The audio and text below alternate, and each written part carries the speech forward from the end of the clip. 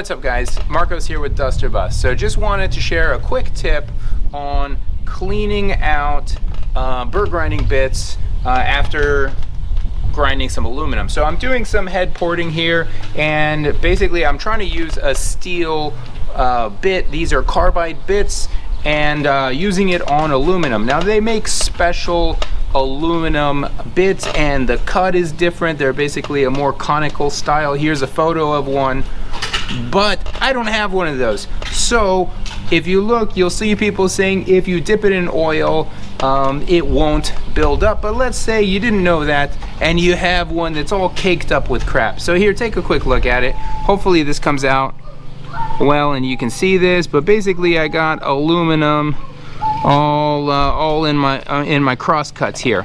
So what we're gonna do, dipping it in oil also works to clean it out after it's already caked up with stuff.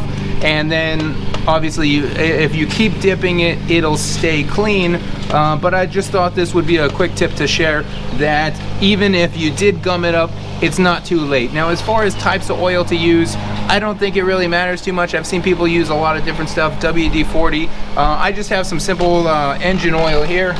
So what we're gonna do is I'm gonna dip it, and then I'm just gonna keep working for a while, and then I'll show you guys how it's basically gonna end up cleaning itself. So here we go.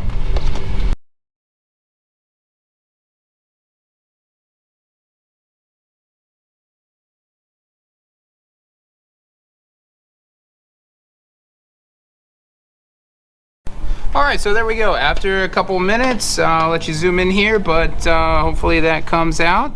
But it's good. Most of the crud came out of there.